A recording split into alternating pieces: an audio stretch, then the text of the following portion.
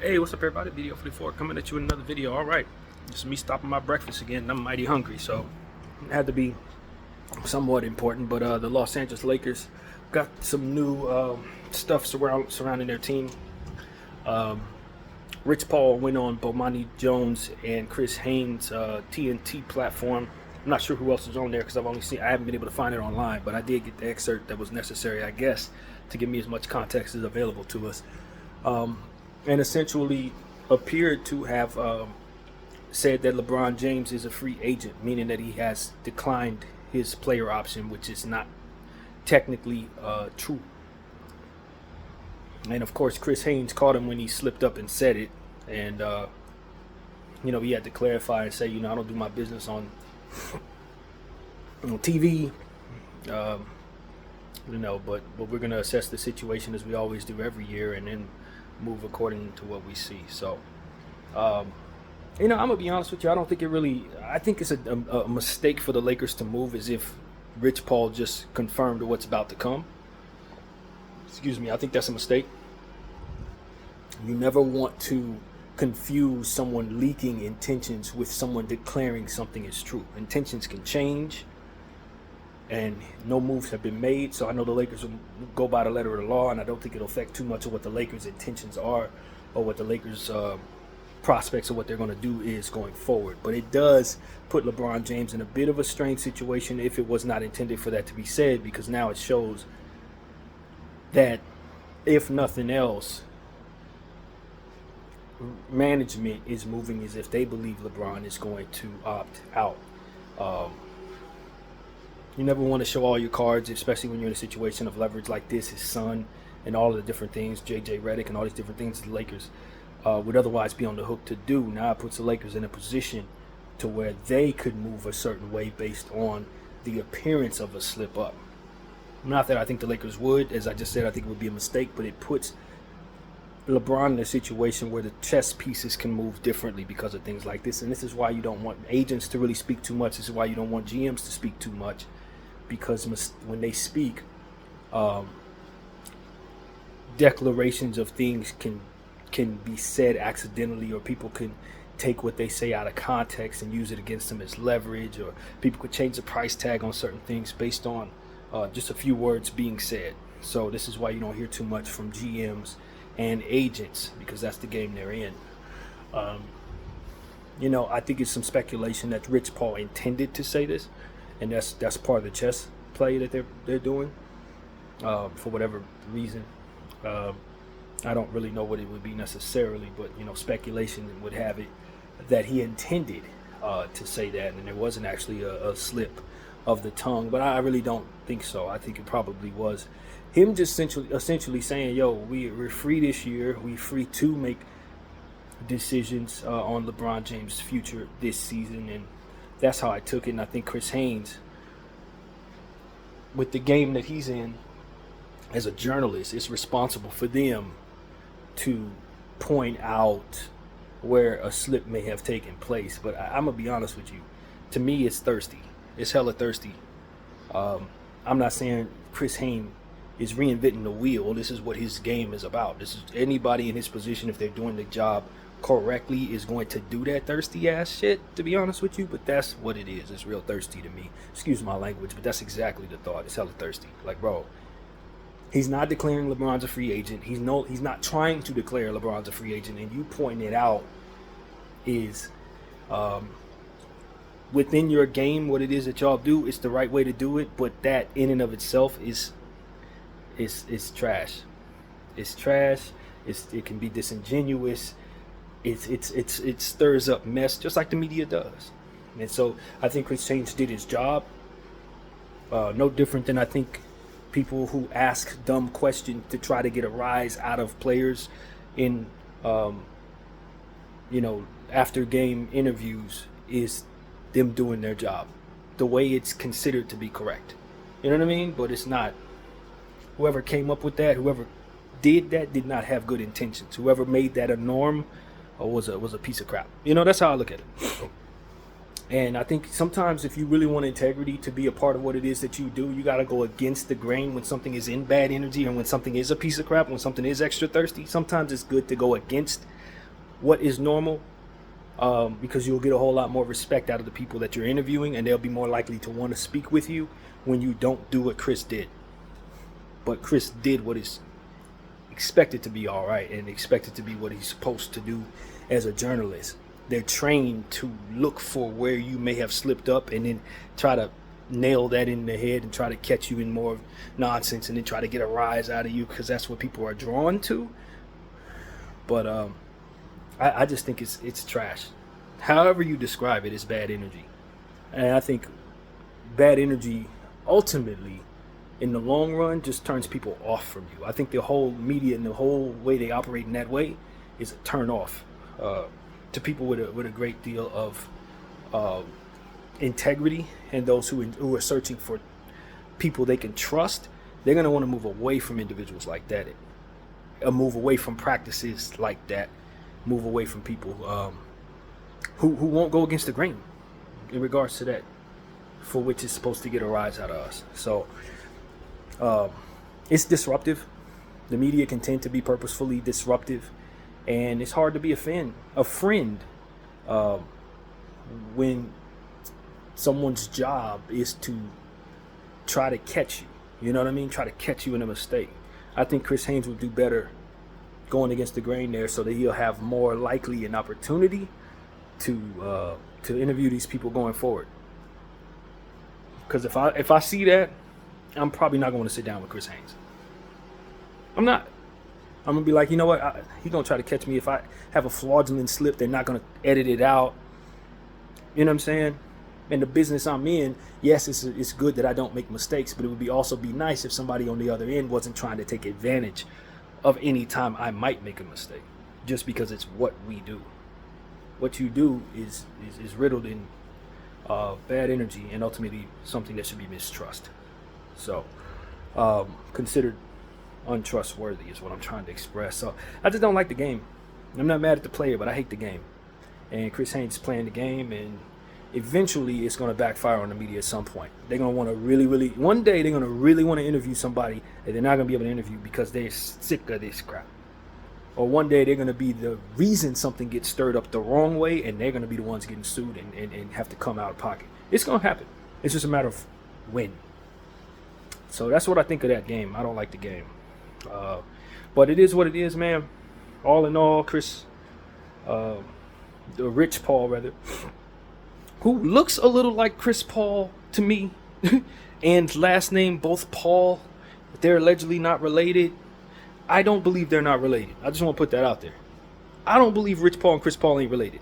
It's my own speculation. I've been thinking it the whole time. Them dudes look alike, and they last name both Paul. Come on, fam. They both related. They may not even know it, but if they do some DNA search, I guarantee them two Pauls, they Pauls. Anyway, that's a whole nother story. The point is, Rich Paul is essentially saying that LeBron James has not made any declarations on his free agency, and he don't do any business on TV. He was just trying to, he said the wrong thing. He worded it wrong, but the reality is the situation's still the same. LeBron James has a player option and can use it as he sees fit. I understand that LeBron James, according to what I was just listening to, wants a no-trade clause. I don't like no-trade clauses, as you guys know. I think that no-trade clauses draws value away from everything next to it. Because if I'm on the other end of the negotiation table and I know you have a player with a no-trade clause, I can see that as a player that I can't acquire and make you pay more for that inconvenience in regards to whatever trade I got going on. So I always think that, Bradley Beal's no trade clause and various different players with no trade clause, they make it very difficult to make fair trades while that is on the books. If they're going up against a GM that knows what he's doing. And so that's the thing.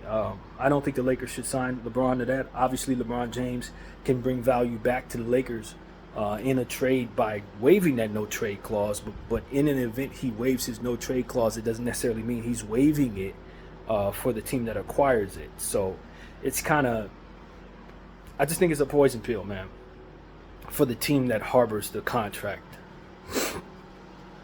And I don't like that.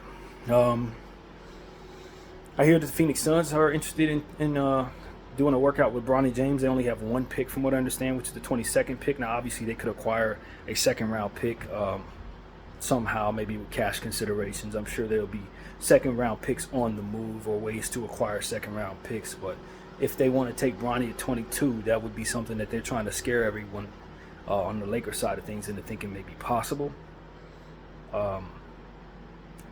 So that's something to look at. I don't see Phoenix having any path to signing LeBron. So if they take Bronny James, if anything, they're just trying to just be evil about making it so that LeBron James can't play with his son, because they can't create the cap space to sign Bron. That's what I know. So that I doubt they end up drafting Bronny. But the point is, I've been looking at a lot of draft boards. Bronny's not on any of them. All of the mock drafts, everything I'm looking, he's not on any of those draft boards. Actually, there's one. There's one team that has us taking him at 55. So I don't, I'm of the mindset that the Lakers probably should not draft Bronny and just bring him in as an undrafted prospect like we did everybody else that's been undrafted. But because Clutch is behind Bronny and they've already said that they're not going to have him sign a two-way contract, that throws a monkey wrench in that. I don't know the strategy there. It's almost like they're trying to stranglehold a team to drafting Bronny, which I think is a dangerous thing, because Bronny could very well have a much better path if he doesn't have a guaranteed contract attached to him. If he's not prepared to be an NBA star, going to the G League could help with his development and make him better. I know guys get stuck in the G League their entire career sometimes. It's a real thing. You don't want to get stuck down there. And there's a chance he could. But, I mean, that's just might be the reality of his situation. And to try to coerce him away from that reality because of his last name is only going to further make it more difficult for him to get a fair shot in the long run. So that's unfortunate, man. And I just don't know about any of this. I don't know about any of this. I think it could be a bit difficult to get the second son, Bryce, into a good situation a couple of years from now because of how they handled this one. I really think that could be a thing, man. But who knows? Maybe Bryce doesn't play ball. Maybe it doesn't happen for him too. I don't know. But the point is, Clutch is going through a lot to try to make it so that LeBron James and his son are playing with one another next year. And I think some of the things that they're doing could potentially be putting that in a bit of jeopardy. It might have a reverse effect. So we'll see if it pans out. I don't know if the Lakers should, I don't have a problem with us using 55 on Bronny. There are some prospects in the second round that you could find that might be great. Every year you'll find one or two in that second round that ends up being a good role player or better. But that's an option there to just take Bronny and do away with all the worry that comes with possibly losing Bron, because I do not believe LeBron James will leave the Lakers under any circumstance if Bronny's a Laker. I don't think he leaves.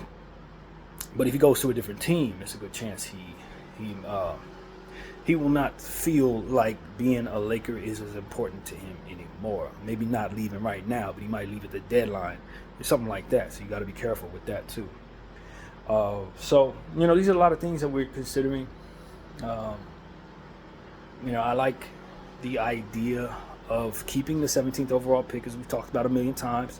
I did a lot more homework yesterday. I stayed home yesterday and spent hours checking up on a lot of the first round guys. I think I ran through about 8 or 9 different videos on different players.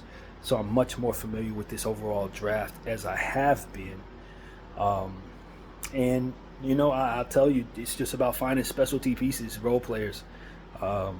None of these guys project to be extremely good. Some of these guys in the back of the first round may have gone late in the second or undrafted last year.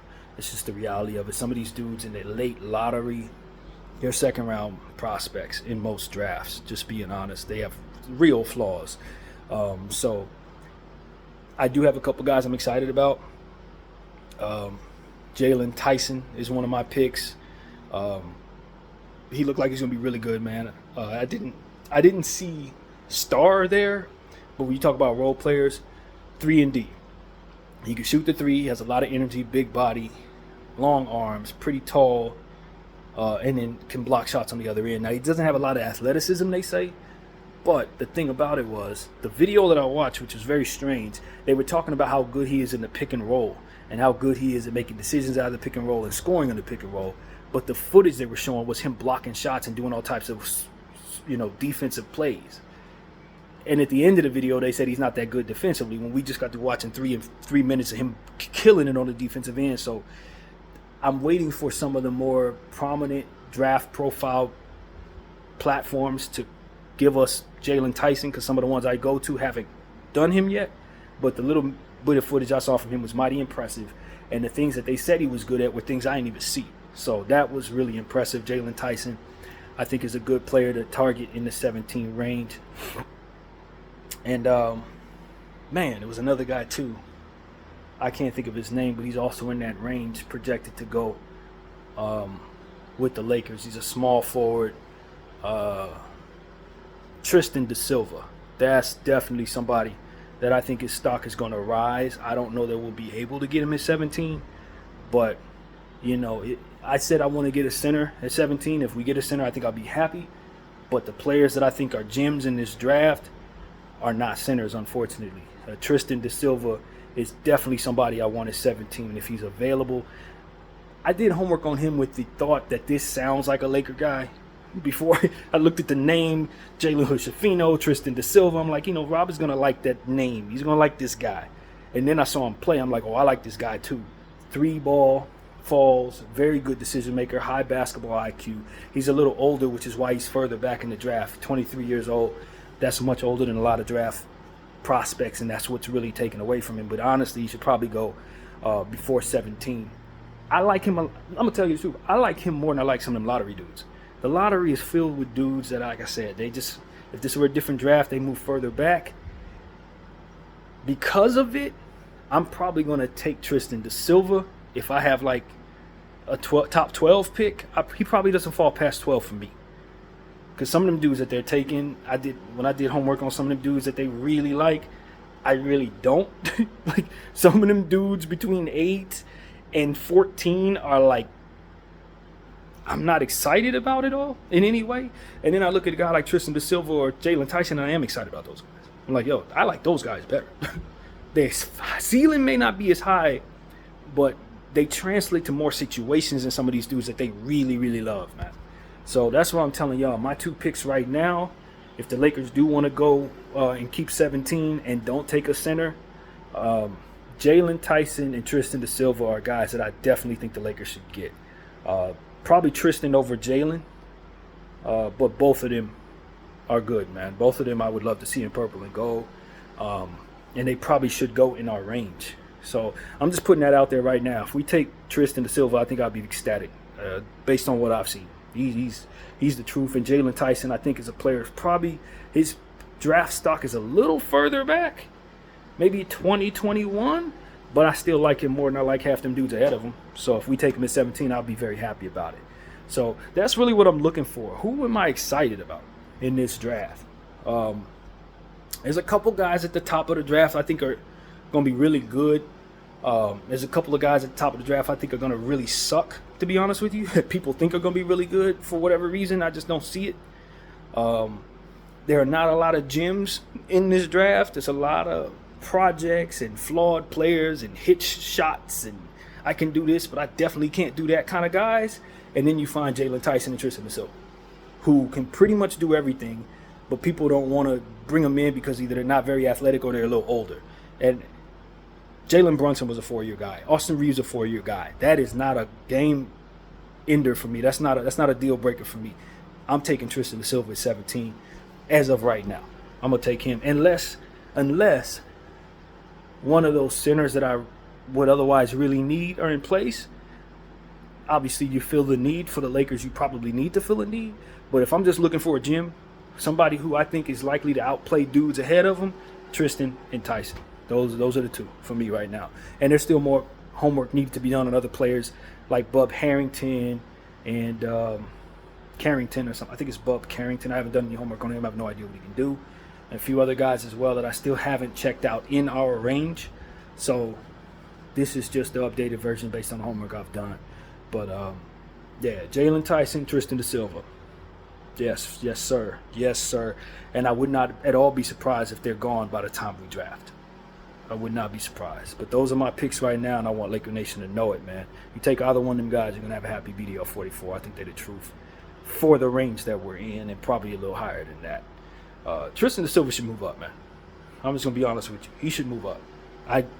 If people get a whiff of what I saw, and they just in general, if they're doing the same homework I'm doing, he's going to go ahead of some of them dudes that are ahead of him right now. He is. His draft stock should shoot up some from here. Because everything I just said. So that's really what it is, man. We really do need a center. But I'm not gonna lie to you. I'm not as excited about any of those prospects as I am those two. And that's the problem. I ain't really excited about none of these centers, man. They're not that.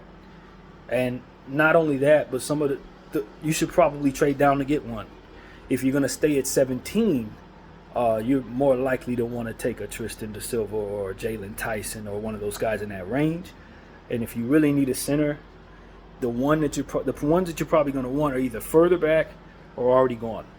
That's what I think is projected. It's about 7 or 8 centers in this draft. You could probably find one in the second round too, but I know we're going to use second round on Bronny. And we really need a center. We really need one, but the centers just flat aren't as impressive to me as those two that I mentioned, Tyson and Da Silva. So, yeah, man, I just want to put that out there, man. I really want the Lakers to get it right. Sometimes you really like players, they don't turn out to be nothing. Sometimes you really like a guy, bring him in, he's injury prone, it just doesn't work out. A guy like Khalil Ware probably fits very well, pogo stick, when you see what's going on in Dallas. With the type of players that they're able to utilize and how easy it is for a guy like Kyrie Irving to get a lob off to those dudes. You definitely want a player like that on your team. So if we take Khalil Ware, I think the Lakers would be pretty happy with him. Although I think the talk about his motor is concerning. I've watched some footage on him, but it didn't show any motor concerns. But I'm listening to people I trust, and they're saying he has motor issues. I've also heard people say that Anthony Edwards has motor issues. So, you know what I mean? You got to take that with a grain of salt. And when you look back over the years at the draft and you listen to how scouts tend to describe certain players and see how wrong they are, you trust yourself when you do your own homework more so than you trust hearing scouts talk about a guy. Because a lot of times, and I mean a whole lot of the times, it's laughable when you look back in the past and see how they scouted certain players that have since turned out to be great players. It's a joke. So I've learned to trust myself. Jokic, speaking of joke, went in like the second round. You understand what I'm saying? They said crazy things about a lot of guys. They said Kevin Durant wasn't going to pan out because he couldn't bench press. I mean, it was a running joke that they used to talk about, and now we see what he turned out to be. So when you talk about this time of year and you're listening to the experts, trust your own gut, man. That's what I would tell you. Trust your own gut. These people don't know a damn thing.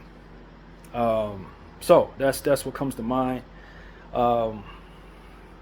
Man, there's a guy that I can't think of his name, and I'm trying to remember. I did homework on him. I've seen so many prospects, but the guy I think is in the 3 range. I wish I remembered his name, but he is one of the most unique prospects I've ever seen. One of the most unique prospects I've ever seen. Nobody can be compared to this dude. He is his own dude. Man, I just wish I can remember his name. He's a white guy. He's 6'1", about 190 pounds, 6'2", real short for NBA height. But he's a dynamo on the defensive end, and he never misses. And so the closest thing I can compare him to is probably either T.J. McConnell or Fred VanVleet. But neither one of them dudes have a 42-inch vertical. This dude is unique, man. He reminds me of John Stockton in a way, because he's so good on the defensive end and he's so good on the offensive end. I don't think he falls past 3. But he is somebody who, his ceiling is Hall of Fame. He's going to be one of them dudes that come in and bust up all the metrics, because he's not supposed to be able to do any of the stuff that he does on a regular basis, and he's going to be the best player on the floor in a lot of cases. So that's what I know. Some people are comparing him to Peyton Pritchard. Peyton Pritchard don't have half the game this dude have, and I like Peyton Pritchard. He don't have half the game this dude have. And I think he's going to be better than Fred VanVleet, to be honest with you. So I wish I remembered his name.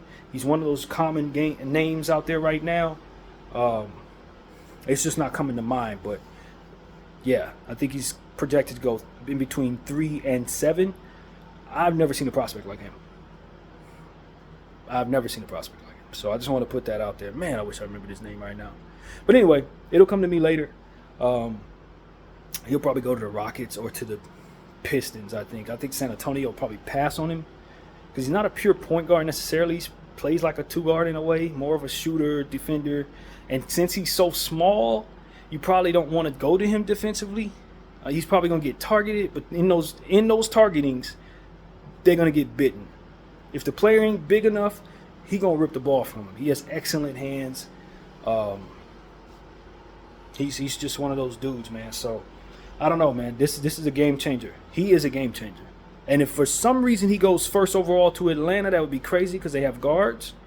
But he could potentially be the Hall of Famer in this. He could be the best player in the draft. He really could. Now that I've done homework on him and I see exactly what he's good at, he could be the best player in the draft. Talk about Isaiah Thomas. He's one of those. But defensively, Isaiah couldn't defend. This dude, he's gifted on the defensive end.